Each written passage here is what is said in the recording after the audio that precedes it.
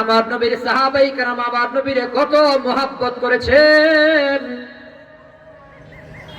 আরে সাহাবায়ে কেরামের দাম এত বেশি হয়ে গেছে কেন? সাহাবায়ে কেরামের কত দাম, আল্লাহর নবী কয় আসহাবি কান নুজুম, আমার সাহাবীরা এক একজন তারকার মতো, বিআইহিম ইখতাদায়তুম ইহতাদায়তুম, প্রত্যেকের ভেতরে আলো আছে, যে কোনো একজনকে যদি ফলো করো হেদায়েতের রাস্তা পেয়ে যাবা। আল্লাহ বলে রাদিয়াল্লাহু আনহুম ওয়ারাদু আন, নবীর সাহাবীরা আমি আল্লাহর উপর রাজি, আমি আল্লাহ তাদের উপর রাজি। সাহাবায়ে কেরাম এত দামি, বলে সমস্ত নবীদের আগে যেমন আমার নবী জান্নাতে যাবে, উম্মতের ক্লাসিফিকেশনে সমস্ত উম্মতের ভেতরে নবীর সাহাবায়ে কেরাম আগে জান্নাতের ভেতরে যাবে। সাহাবায়ে কেরাম পৃথিবীতে সবচেয়ে দামি হলো আমার নবী, এরপর দাম শ্রেণী বিন্যাস নবীদের ভেতরে, এরপরই সবচেয়ে দামি হলো নবীর সাহাবায়ে কেরাম। নবীর সাহাবায়ে কেরাম এত দামি কেন? বলে নিজের জীবনের চেয়েও বেশি মহব্বত আমার নবীরে করেছে। হব্বে রাসূল পরিপূর্ণ ছিল। কেমন মহব্বত নবীরে করতেন? নবীর একজন বাচ্চা সাহাবী, নাম হলো তার তালহা ইবনে বারা রাদিয়াল্লাহু তাআলা আনহুমা। বারাও সাহাবী, তালহাও সাহাবী, বাপেও সাহাবী, বাবার সন্তান তালহাও সাহাবী। তালহার বয়স বড় কম, 10-12 বছর বয়সের বাচ্চা একজন সাহাবী। নবীরে কত মহব্বত করত, খবর নিয়ে দেখেন। তালহার বাবা বারা তালহারের সাথে নিয়ে আমার নবীর দরবারে আসতো, আমার নবীর দরবারে বসে বসে বয়ান শুনতো, সবক নিয়ে যাইত। বারা রাদিয়াল্লাহু তাআলা আনহু নিজের সন্তান তালহারে নিয়ে নবীর দরবারে আসতেন। এখানেও একটা সবক হলো নিজের সন্তানকে মাঝে মধ্যে মাহফিলে নিয়ে আসা, নিজের সন্তানকে সাথে করে আল্লাহ ওয়ালাদের দরবারে নিয়ে যাওয়া, নিজের সন্তানকে সাথে করে আল্লাহর ঘর মসজিদে জুমার দিন নামাজে নিয়ে যাওয়া, বাচ্চাদেরকে সাথে নিয়ে মাহফিলে আসা, আল্লাহ ওয়ালাদের সুহবতে যাওয়া, মসজিদে যাওয়া, এটা সাহাবায়ে কেরামের সুন্নাত। সুবহানাল্লাহ বলেন। কিন্তু আমাদের সমাজে এর ব্যতিক্রম। বাচ্চারা মসজিদে আসলে অনেক পাকনা মুসল্লি চেষ্টা যায়, মুরব্বী চেষ্টা যায়, গোলামের কোথায় তোরা কি লেগে মসজিদের ভেতরে ধমকায়া মসজিদ থেকে বের করে দেয়। আছে না নাই? না মিয়া, বাচ্চারা মসজিদে আসবে না, কোথায় আসবে? মেলায় ঘুরবে, সিনেমায় ঘুরবে, খেলাধুলায় যাবে। অভ্যস্ত করা লাগবে। 7-8 বছর বয়সেই তো নামাজের ট্রেনিং দেওয়ার কথা রাসূল বলেছেন। 7 বছর বয়সে তাকে নামাজের প্র্যাকটিস করাও। কিছু দুষ্টামি করবে, মসজিদে আসবে, লাফালাফি করবে, কোদাকুদি করবে, দৌড়ঝাঁপ করবে, এজন্যই তো সে শিশু, সে বাচ্চা। কথা বলেন ঠিক কিনা? আরে সে দৌড়াইব না, মসজিদের ভিতরে খেলাধুলা করবো না, আপনি মুরব্বি করতে পারবেন? আমার পক্ষে মসজিদে খেলাধুলা করা সম্ভব? বাচ্চা দৌড় মারবে কোন ইচ্ছা, প্রয়োজনে খাড়াইয়া মুইতা দিব, অসুবিধা কি? পরিষ্কার করবেন, ধুইবেন, ধমক দেওয়ার কোনো সুযোগ নেই। ছোট বাচ্চাদেরকে মসজিদে বেশি থেকে বেশি আনবেন, নিবেন। অনেক মুরব্বী চেষ্টা যায়, আছে না নাই? কোন কোন মসজিদের ভেতরে সাইনবোর্ড লাগাইছে, এই মসজিদে বাচ্চা প্রবেশ নিষেধ। নাউজুবিল্লাহ বলেন। মুসলমান বাবারা, ভাইয়ারা আমার নবীর সাহাবী বারা তালহা সন্তানকে সাথে নিয়ে নবীর দরবারে আসা যাওয়া করে। নবীর দরবার আসা যাওয়া করতে করতে 10-12 বছরের বাচ্চা আমার নবীর কত পাগল। আরে তালহা আমার নবীর প্রেমে কত পাগল। একবার নবীর দরবার থেকে বয়ান শুনে বারা রাদিয়াল্লাহু তাআলা আনহু তালহাকে সাথে নিয়ে চলে যায়। রাস্তায় যাওয়ার পরে তালহা কয়, আব্বা জান, আপনি এখানে একটু দাঁড়ান। নবীর দরবার থেকে আপনি সবক নিলেন, আমি তো কোনো সবক নিলাম না, সবক নেওয়ার জন্য যাই। বাবারে দূরে রাস্তায় দাঁড় করাইয়া 10 বছরের বাচ্চা তালহা নবীর দরবার আইসা হাজির। ভালো করে মনোযোগ দিয়ে শুনেন। 10 বছরের তালহা নবীরে সালাম দেয়া কই, ইয়া রাসূলুল্লাহ, বড় বড় সাহাবীরা আপনার থেকে সবক নেয়, আমি ছোট মানুষ, আমারও একটা সবক দেন, এমন সবক দেবেন যেই সবক আদায় করলে আল্লাহ তাআলা আমাকে জান্নাত দান করবে। নবী গো, জান্নাতে যাওয়া যায় এমন একটা সবক আমারে দেন। এমন একটা সবক জানবার চাই যেই সবক আদায় করলে আল্লাহ আমারে জান্নাত দিয়া দেবে। 10 বছর বয়স, সুবহানাল্লাহ বলেন না। 10 বছরের বাচ্চা নবীর কাছে জান্নাতের আমল চাই। আমাদের সন্তান 10 বছরের বয়সের বাচ্চারা খাবার বেলায় মোবাইল চাই, মোবাইল না দিলে খেতে চায় না, ঠিক না? মোবাইল না দিলে খাইতে চায় না। আর 10 বছরের ছোট সাহাবী নবীর কাছে জান্নাতে যাওয়ার সবক চাই। জোরে কোন সুবহানাল্লাহ। ইয়া রাসূলুল্লাহ, ওগো আল্লাহর হাবিব, এমন একটা সবক আমারে দেন যে সবক আদায় করলে আল্লাহ তাআলা আমারে জান্নাত দেবেন। আপনার আমার নবী মনে মনে ভাবে একটু ঈমানের পরীক্ষা করিয়া নেই। তালহা, তুমি আমারে কতটুকু মহব্বত করো বলো, আমি যা বলি তুমি কি পালন করতে পারবা? তালহা বলে, ইয়া রাসূলুল্লাহ, আল্লাহর কসম আমি আমার জীবনের চেয়ে আপনাকে বেশি মহব্বত করি। আপনি একটু বলে দেখেন আপনার চাহিদা পুরা করতে পারবো কিনা, আমাকে পরীক্ষা করেন। এবার আপনার আমার নবী কয়, তালহা বলো তুমি তোমার আব্বাকে বেশি মহব্বত করো নাকি আমি নবীরে বেশি মহব্বত করো?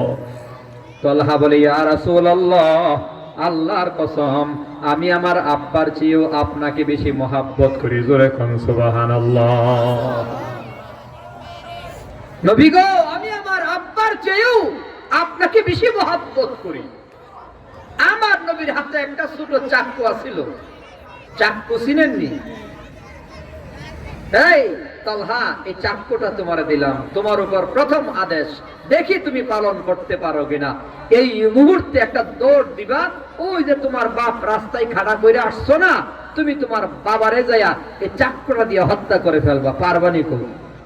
তালহা চাকুটা নিয়া সাথে সাথে দৌড় মারছে, বাবাকে হত্যা করে ফেলবে। চিৎকার মেরে কোন সুবহানাল্লাহ। কেমন ঈমান! নবী কইছে আমারে, আমার বুঝার দরকার নাই বাবারে মারতে কইছে না ছেলেরে মারতে কইছে, এর নাম মহব্বত। আমার নবী আমারে বলছে চাকু নিয়া তালহা দৌড় মারছে, বাবারে হত্যা করবে। এক দৌড়ে বাবার কাছাকাছি প্রায় আমার নবী ডাক দিয়া বলে, তালহা এদিকে আয়। আমি দুনিয়াতে বাবা ছেলের মধ্যে দ্বন্দ্ব লাগাবার জন্য আসি নাই। ছেলের মাধ্যমে বাবার হত্যা, বাবার মাধ্যমে ছেলের হত্যার জন্য আমি নবী আসি নাই। বরং নবী আমি আগমন করেছি বাপ ছেলের ভেতরে মহব্বতের বন্ধনের মজবুত করার জন্য। আমি নবী আগমন করেছি আত্মীয়তার সম্পর্ক আরো মজবুত বন্ধন করার জন্য, বন্ধন মজবুত করার জন্য। এই তালহা শুনিয়া যা। আমার নবী তালহাকে কাছে নিয়ে কয়, তালহা আজকে বুঝলাম তুমি তোমার বাবার চেয়ে আমি নবীর বেশি মহব্বত করো। আমি নবী ঘোষণা করলাম আমি নবীও তোমারে মহব্বত করি। 10 বছরের ছোট বাচ্চা আমার নবীর এত মহব্বত করে মিয়া। নবীর কথা মতো বাবারে হত্যা করতে যায়, নবীর মহব্বত দিলের ভেতর কত বেশি। আর আমি বিবির কথায় দাড়ি কামাই, আমার নবীর কলিজার ভেতরে হুর লাগাই। আমার বিবি দাড়ি পছন্দ করে না, যার দরুন আমি দাড়ি রাখি না। আমার বন্ধু বান্ধব দাড়ি পছন্দ করে না, যার দরুন আমি দাড়িটা রাখি না। নিজের বয়স্ক মনে হয়, বুড়া বুড়া মনে হয়, দাড়ি রাখলে পরে আনিসমাত মনে হয়। নবীর কলিজার ভেতরে হুর লাগাইয়া দেয়। 10 বছরের ছোট্ট বাচ্চা আমার নবীরে কত মহব্বত করে। বাবারে হত্যা করতে যায়, কোনো টেনশন নাই, চিন্তা নাই। একদিন নবীর কাছে খবর আসছে তালহা নাকি বিছানায় পড়া অসুস্থ হয়ে গেল। আপনার আমার নবী তালহার বাড়িতে হাজির। তালহার বাবা বারাকে ডাক, দেখো বারা তোমার সন্তান কোন ঘরের ভেতরে? আমি নবী আসছি তালহারে এক নজর দেখার জন্য। নবী যায় তালহারে দেখা, চোখ মুখ দেখা আমার নবীর তো বুঝবার বাকি নাই। তলহা বোধ আর দুনিয়ার ভেতরে বেশি সময় থাকবে না। ঘর থেকে বের হইয়া বারার কানে কানে আমার নবী ফিস ফিস করে কয়, বারা, যতটুকু অবস্থা দেখলাম তলহা বোধহয় দুনিয়াতে আর থাকবে না। আমার এই ছোট কলিজার টুকরা সাহাবী তলহা রাতের বেলায় মারা যেতে পারে। যদি মারা যায় আমি নবীর খবর দিও, কারণ তলহা আমি নবীরে নিজের জীবনের চেয়ে বেশি মহব্বত করে। আমি নবীও তার মহব্বত করি, ভালোবাসি। সে যদি মারা যায় আমি নবীরে খবর দিও, আমি নবী নিজে আইসা তার জানাজার ইমামতি কর্ম তার কবরে নামায়া দেবো। আমি নবী তার জানাজা পড়াবো। আমার নবী এই কথা বলে বিদায় হয়ে যায়। তলহার বাবা বারা এবার তলহার কাছে যায়। বারারে জিজ্ঞাসা করে, আব্বা জান, বুঝলাম না নবী কি বলছে বলেন। নবীর কিছু কথা আমার কানে আসছে, কিছু কথা আমি বুঝি নাই। বারা বলে, সন্তান তলহা, নবী বলছে তুই যদি মারা যাও তোর জানাজার ইমামতি নবী করবে। নবীরে যেন খবর দেওয়া হয়, কারণ তুই নবীরে মোহাব্বত করিস, নবীও তোরে মোহাব্বত করে ভালোবাসে। রাতের আধারে তলহার যখন সাকারাত শুরু হয়ে গেল, মৌতের কাছাকাছি সময়, তলহা তার আব্বাজান বারাকে বলে, বারা আব্বাজান, আমি যদি রাতের বেলা মারা যাই তো নবীরে খবর দিয়েন না।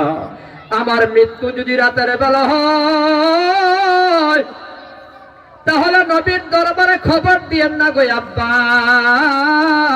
দিনের বেলা যদি আমি মারা যাই তাহলে নবীর খবর দিয়েন, নবী আমার জানাজা পড়াবে। রাতের আধারে মারা গেলে নবীর কানে খবর দিয়েন না। ছোটখাটো একটা জানাজা দিয়ে আমার খবরে নামাইয়া দিয়েন। বাবা কই, সন্তান, নবীর জানাজা কে পেতে চায় না?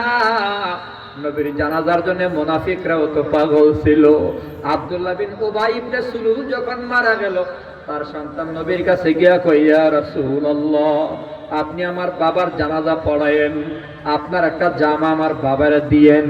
আব্দুল্লাহ জানতো আমার বাবা মুনাফিক, নবীয়ে দিয়া যদি জানাজা পড়ানো যায় তারপরেও যদি আল্লাহ মাফ করিয়া দেয়। নবীর জানাজা কে চায় না? সন্তান তুই না করলি কেন? রাতের বেলা জানাজা হলে অসুবিধা কোথায়?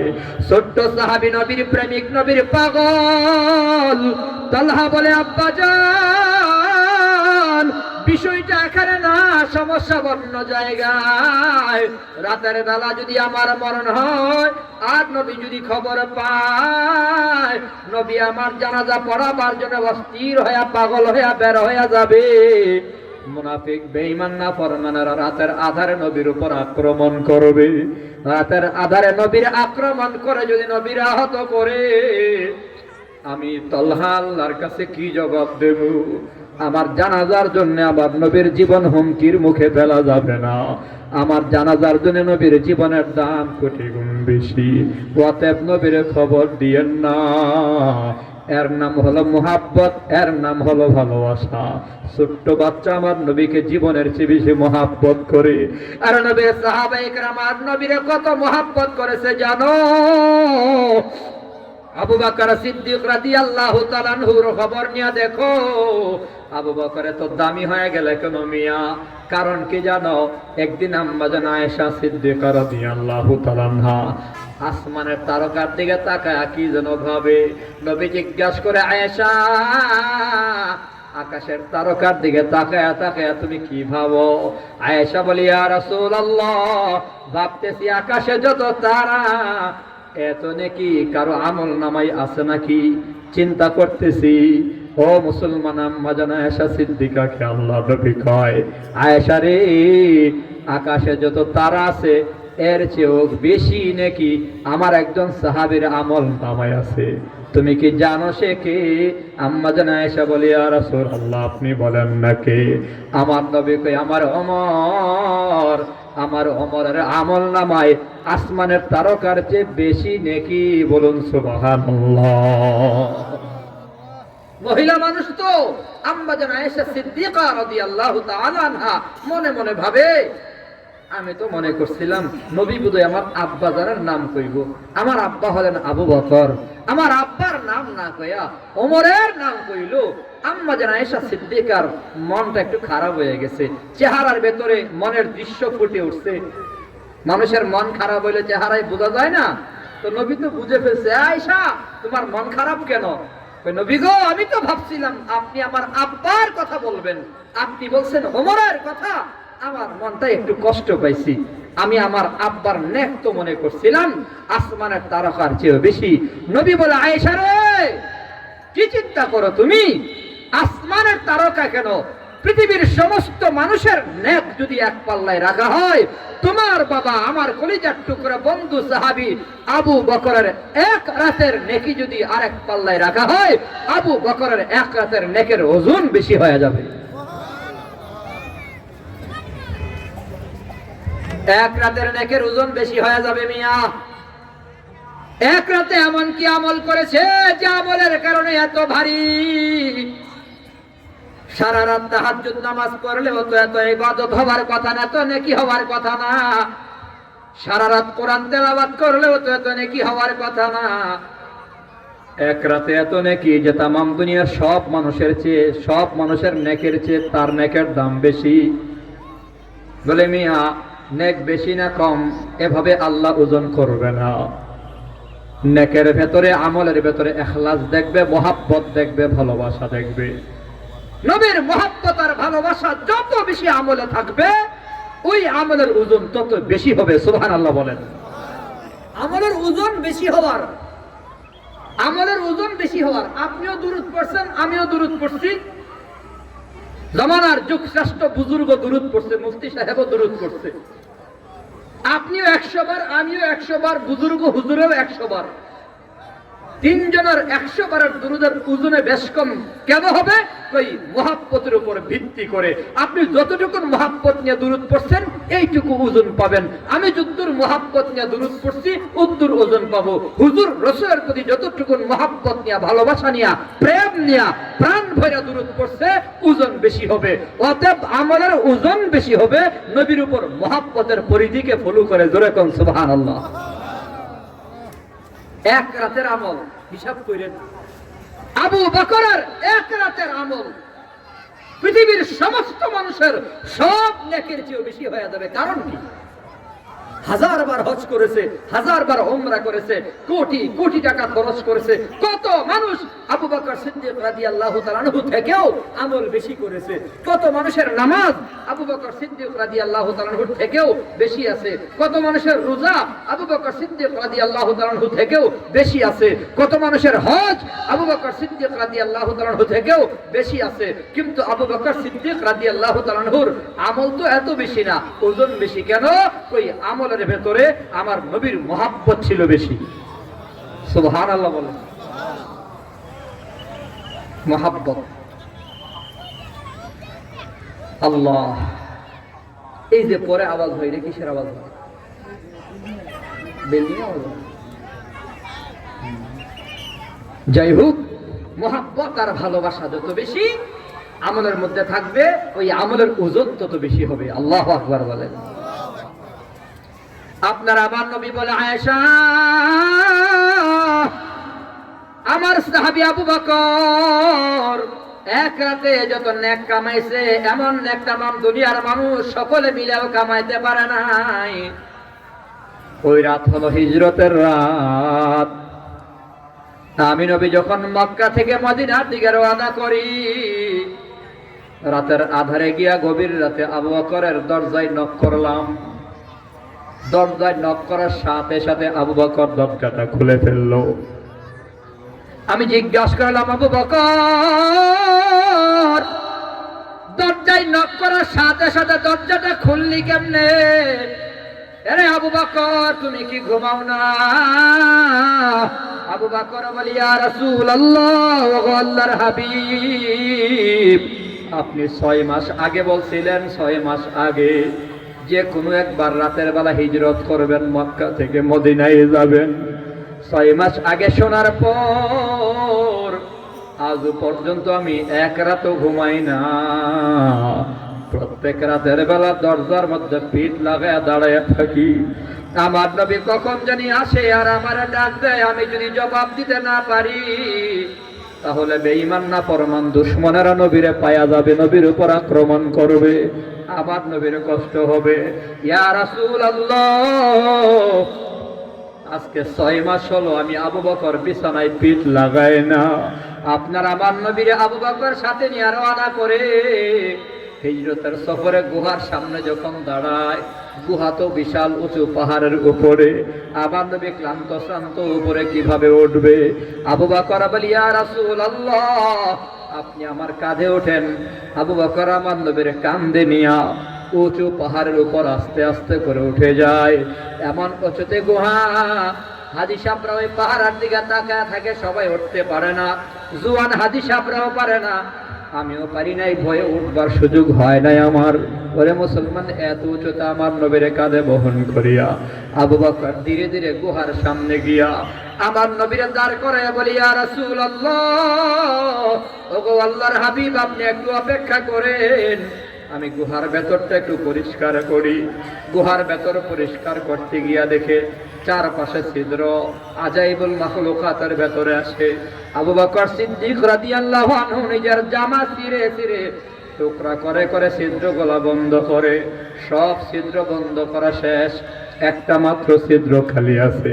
ওই ছিদ্রে আবু বকর নিজের পায়ের আঙ্গুল দিয়ে ছিদ্রটাকে বন্ধ করে বসে আছেন। নবীরা ডাক দেয়, ইয়া রাসূলুল্লাহ, এবার আপনি গুহার ভেতরে আসেন। নবী এবার গুহার ভেতরে যায়। আবু বকর সিদ্দিক রাদিয়াল্লাহু আনহু নিজের রান মুবারকের মধ্যে বালিশের মতো সাজাইয়া নিজের রান বিছাইয়া দিছে। আমার নবী সে রানের মধ্যে শুয়ে গেছে। আমার নবী শোয়ার সাথে সাথে আল্লাহর কুদরত, আমার নবীর চোখের মধ্যে ঘুম চলে আসছে, ক্লান্তির ঘুম। আমার নবী ঘুমায়, আর ওই দিক দিয়ে একটা সাপ আইসা আবু বকর সিদ্দিক রাদিয়াল্লাহু আনহুর পায়ের আঙ্গুলের মধ্যে কামড় মাইরা দিছে। সাপের আঘাতে আমার আবু বকর সিদ্দিক রাদিয়াল্লাহু আনহুর শরীরটা কালো হয়ে গেছে। সাপের ব্যথায় আবু বকর চোখের পানি ছেড়ে দিছে। টপ করে এক ফোঁটা পানি আমার নবীর গালের মধ্যে পড়ে গেল। আমার নবীর ঘুম ভাঙা গেছে। নবী জিগে, আবু বকর কান্না করো কেন? আবু বকর বলি, ইয়া রাসূলুল্লাহ, পায়ের আঙ্গুলে সাপে কামড় দিছে, সাপের ব্যথা সহ্য করতে পারি নাই, আমার ডাক দিলি না কেন? ও নবী গো, আপনি একটু আরামের ঘুম ঘুমাইতেছেন, আপনারা ডাক দেওয়ার মতো সাহস আমার নাই। আপনার আরামের ঘুমের চেয়েও আমার কষ্ট বেশি নয়। ওগো আল্লাহর হাবিব, আপনার ঘুম আমি ভাঙ্গা দিলাম না। আমার নবী বলে, কোথায় আঘাত করেছে আঙ্গুলটা দাও। নবী থুতু মোবারক হযরত আবু বকরের আঙ্গুলে লাগাইয়া দিছে। সাথে সাথে সাপের ব্যথা ভালো হয়ে গেল। আল্লাহ নবী সাপের দেখা ডাক দেয়, সাপ, আমার বন্ধু আবু বকরকে সবল দিলি কেন, কামড় দিলি কেন? আজাইবুল মাখলুকাতে আসে, সাপের জবান আল্লাহ খুইলা দিছে। সাপ আমার আপনার নবীরে ডাক দিয়া বলে, ইয়া রাসূলুল্লাহ, ওগো আল্লাহর হাবিব, 100 বছর আগে এক ইহুদি আলেমের বয়ানে শুনছি আখিরুজ জামানার নবী, শ্রেষ্ঠ নবী, শেষ নবী, কুল কায়নাতের নবীদের নবী, রাসূলদের রাসূল, ইমামুল আম্বিয়া ওয়াল মুরসালিন, শেষ নবী এই পথ দিয়েই যাবে, এই গুহার ভেতরে আশ্রয় নেবে। আমি এরপর থেকে 100 বছর যাবৎ গুহার চারপাশে পাহারাদারি করি। গুহার ভেতরে শত শত ছিদ্র বানিয়ে রাখছি নবী আপনার চেহারাটা এক নজর দেখার জন্য। কিন্তু আমার দুশমন আবু বকর সবগুলা দরজা বন্ধ করে রাখছে। একটা দরজায় দেখলাম তার পা দেওয়া, তখন আমি আপনারা দেখার পাগল হইয়া আপনার মোহাব্বতে আবু বকরকে কামড় মানিয়া দিলাম। ওরে মুসলমান, এরই নাম হলো মোহাব্বত আর ভালোবাসা। আল্লাহ নবী বলে, আমারে এমন মোহাব্বত করো। আপনারা আমার নবীরে মোহাব্বত করেছে সাহাবায়ে কেরাম নিজের জীবনের চেয়েও বেশি, নিজের সন্তানের চেয়েও বেশি, নিজের বিবি আপনজনদের চেয়েও বেশি।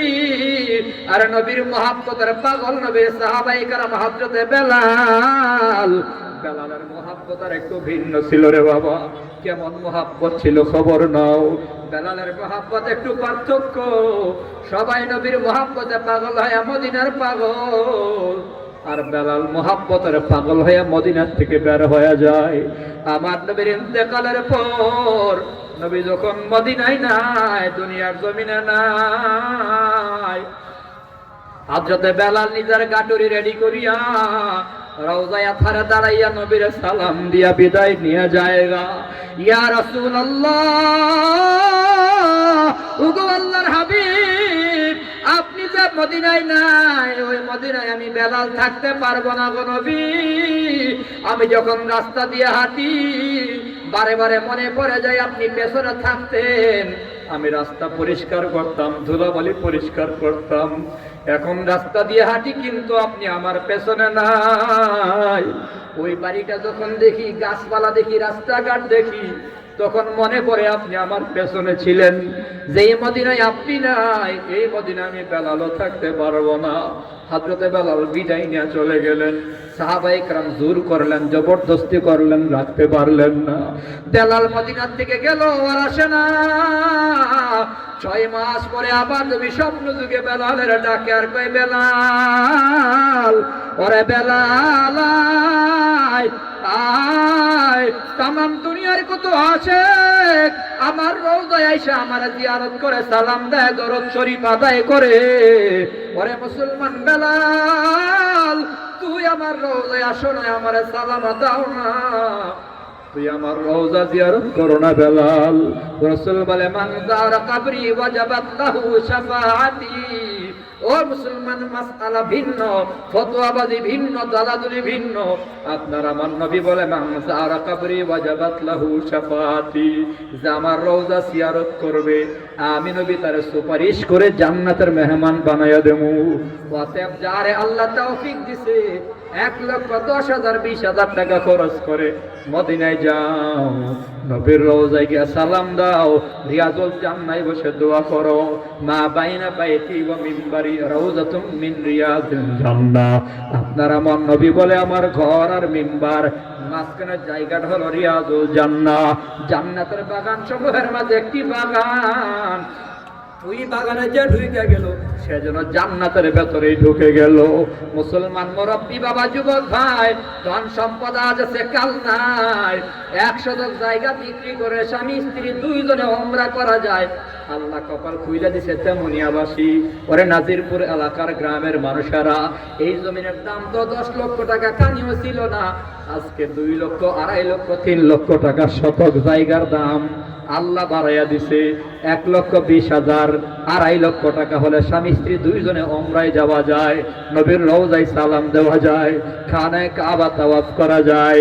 আমি শুধু অনুরোধ করে বলবো, জীবনে একবার প্রতিজ্ঞা করে নাও, উমরা করো, হজ করো। আল্লাহর নবী বলে, যারা উমরা করবে, হজ করবে, আল্লাহ তাআলা তারা 2টা পুরস্কার দেবে। 1 নম্বর গুনাহ মাফ করবে, 2 নম্বর আল্লাহ তারা ধনী বানায়া দেবে, তারা ধন সম্পদ দান করবে। ধনী হওয়ার আমল যত আছে এর ভেতরে একটা হলো উমরা করা, আর একটা হলো দান সাদাকা করা। ইউরবিস সাদাকাত, আল্লাহর রাস্তায় খরচ করলে সম্পদ আল্লাহ বাড়ায়া দেয়। অতএব মুসলমান পাক্কা নিয়ত করে নবীর রওজায় যামু।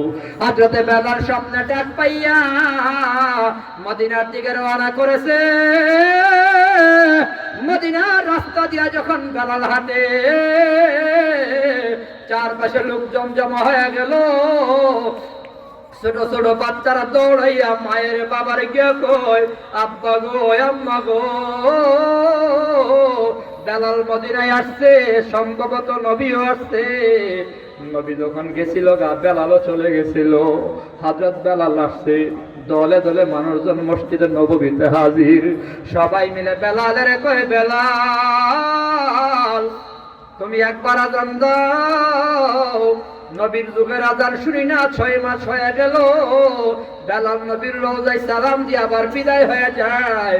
লোকেরা ধরে, বেলাল আযান দিয়ে যাও। হযরত বেলাল কান্দার কয়, সাহাবীরা, যেই মদিনায় নবী নাই, এই মদিনায় বেলালের পক্ষে আযান দেওয়া সম্ভব না। আমি বেলাল আযান দিতে পারবো না, কারণটা কি জানো?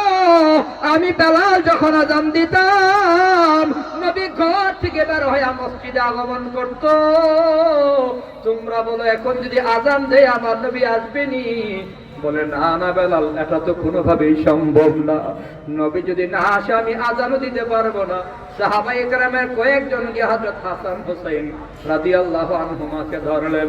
ও নবীর কলিজার টুকরা নাতি হাসান আর হুসাইন, আপনারা দুইজন বললে বেলাল আজান দিতে বাধ্য, বলেন না বেলাল যেন একবার আজান দেয়। হাসান হুসাইন আয়েশা কয়, বেলাল না না, তুমি আজান দাও, তোমার জবানে মধুর আজান শুনবার চাই। হাসান হুসাইনের কথা রাখতে গিয়ে বেলাল যখন আজান দিলেন, আল্লাহু আকবার আল্লাহু আকবার বলে বলে আজান দেয়। আশহাদু আল্লা ইলাহা ইল্লাল্লাহ শেষ পরে বলে আশহাদু আন্না মুহাম্মাদ। শুধু এইটুকু বলার সাথে সাথে বেলাল চিৎকার মেরে জ্ঞান হারায় মাটিতে পড়িয়া গেল। লোকের আইসা পানি যাইলা জ্ঞান ফিরে জিজ্ঞাসা করে, বেলাল আজান তুমি শেষ করো, তুমি অজ্ঞান হয়ে গেলা কেন? বেলাল বলে, সাহাবীরা রে, আমার নবীর নাম যখন আমার জবানে আসছে তখন নবীর জন্য আমার দিল এত পাগল হয়ে গেছে, নিজের হুঁশ আর রাখতে পারি নাই। আমার নবীরে মহাব্বত করেছেন নবীর সাহাবায়ে কেরাম।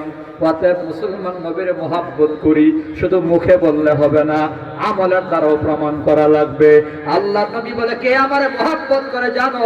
সাইনবোর্ড লাগাইলে প্রমাণ হয় না, স্লোগান দিলেও প্রমাণ হয় না, পোস্টার টানাইলেও প্রমাণ হয় না, মিছিলের দ্বারাও প্রমাণ হয় না, মিটিং এর দ্বারাও প্রমাণ হয় না, বৈঠকের দ্বারাও প্রমাণ হয় না, জশ্নে জুলুসের দ্বারাও প্রমাণ হয় না।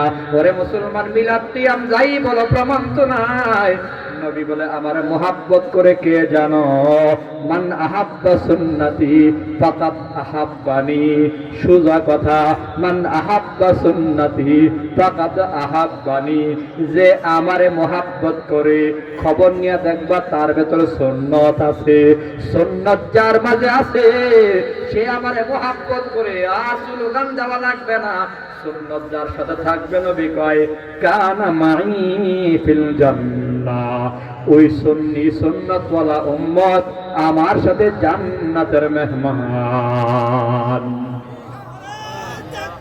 এই মুসলমান, তারা স্লোগানের দরকার নাই, মহাব্বত করি নবীরে, মুখে বললে হবে না, স্লোগান দিলে হবে না, সাইনবোর্ড টানাইলে হবে না, মিছিল মিটিং এ প্রমাণ হবে না। নবী বলছে প্রমাণ হবে কি দিয়া? মান আহাব্বা সুন্নতি ফাকাদ আহাব্বানি ওয়া মান আহাব্বানি কানা মাই ফিল জান্নাহ। কে আমারে মহাব্বত করে জানো? রাসূল বলছে, আমার কথা না, রাসূল বলছে, যার মাঝে সুন্নত আছে সে আমারে মহাব্বত করে, যার মাঝে সুন্নত নাই সে আমারে মহাব্বত করে না। যদি বলে মহাব্বত করি আর সুন্নত পাওয়া না যায়, বুঝবেন এটা মহাব্বতের নামে ধোঁকাবাজ, বাটপার, সিটার, প্রতারক, নামদার ছাড়া বেঈমান। মহাব্বতের প্রমাণ হবে সুন্নত দিয়া। জোরে বলেন কি দিয়া? আরো জোরে করেন না, সুন্নত দিয়া। যার কাছে সুন্নত আছে তার দিলে নবীর মহাব্বত আছে বলতে হবে না। এখন তুমি চায়ের দোকানে বসে থাকো যে আমি নবীর দুশমন, অথচ তুমি গাঞ্জা টানো, বিড়ি টানো, ইয়াবা টানো, টেলিভিশনে নায়ক নায়িকার সিনেমা দেখো, চায়ের দোকানে বৈশা বৈশা ওই নর্তকীর নাচ গান দেখো, আর বিড়ি টানো, গাঞ্জা টানো, আকিস বিড়ি খাও আর বদনাম করো। আরে অমুক হুজুরের নবীর দুশমন, হুজুরের ভিতরে নবীর মহাব্বত নাই। অথচ আমি জীবনে দাড়ি কামাই নাই, আমি নামাজ কাজা দেই না, নবীর সুন্নত টুপি ফালাইয়া চলি না, নবীর মেসওয়াক করি, পাঞ্জাবি গায়ে থাকে, 5 ওয়াক্ত নামাজ করি, ওযু করি, বিবিরে পর্দার ভেতর রাখি, ঘরের ভেতরে টেলিভিশন নাই। আমি নবীর দুশমন কেমনে হইলাম? আর তুমি সারাদিন গাঞ্জা টাইম না, নবীর আশিক কেমনে হইলা? তুমি বুঝলেও আমি বুঝি নাই। কি কথা কয় না কেন? যে বিড়ি টানে সে নবীরে মহাব্বত করে, আমি বিশ্বাস করি না নবীরে যে মহাব্বত করে সে বিড়ি টানতে পারে না, কারণ নবীর জীবনে বিড়ি টানে নাই। কথা কয় না? যে গাঞ্জা টানে সে নবীরে মহাব্বত করে না। যার বিবি পর্দায় থাকে না, বেপর্দায় চলে, যে নামাজ পড়ে না, মসজিদে আজান হয়ে গেছে, নামাজে যায় না, সে নবীর মহব্বত করে কইলেই আমার বিশ্বাস হইতো না। সে বিশ্বাস আমার ভিতরে নাই। যে নামাজ পড়ে না সে নবীর মহব্বত করে না। নবী এক ওয়াক্ত নামাজও ছাড়ে নাই। পা ফুলাইয়ে ফেলছে আমার নবী নামাজ পড়তে পড়তে, কোরআন তেলাওয়াত করতে করতে সারা রাত নবী কাটায় দিছে, তাহাজ্জুদ পড়তে পড়তে সারা রাত কাটায় দিছে। আম্মা জান আয়েশা সিদ্দিকা বলে নবী সাজদায় গেলে মাথা আর উঠাইতো না। আমি মনে করতাম নবী বোধহয় মারা গেছে নাকি, এভাবে সাজদায় পড়ে থাকতো। কান্ত নবী দৈনিক 70 বার আল্লাহর কাছে কান্দা কান্দা মাপ চাইতো। তুমি সারাদিন গান জানো আর কোন নবীর আশেক, এটা বাটপারি, কোনো সন্দেহ নাই। কি বেজার হইতেছেন নাকি? তুমি নবীর আশেক না, দৈন্তার নয়াকার না কইয়া দিলাম, তুমি আশেক না। আশেক হইলে গাঁজা খাইতা না, আশেক হইলে বিড়ি টানতো না, আশেক হইলে নামাজ ছাড়তা না, আশেক হইলে বিবিরে ব্যাপারটা চালাইতা না, আশেক হইলে সুদ খাইতা না, ঘুষ খাইতা না। নবীর আশেক সুদ ঘুষ খাইতে পারে না। কথা কোন ঠিক কিনা? বেজার হন নাকি? আল্লাহ জানে। আল্লাহ তাআলা আমাদেরকে নবীর খাঁটি আশিকে রাসূল বানাইয়া দেন। সবাই বলে আমিন। আরো জোরে বলে আমিন। আচ্ছা, মাশাআল্লাহ, আরো সময় আছে তাহলে। আমি বলছিলাম সময় বুঝেই করব। তো সংক্ষেপ কথা হলো, নবীরে মহব্বত করে সে যার কাছে সুন্নাত আছে, বলেন কি আছে? জোরে কোন কি আছে? যার কাছে সুন্নাত নাই তার দিলে নবীর মহব্বত নাই। এইটাই কথা, নবীর কথা, আমার কথা না। আমার উপর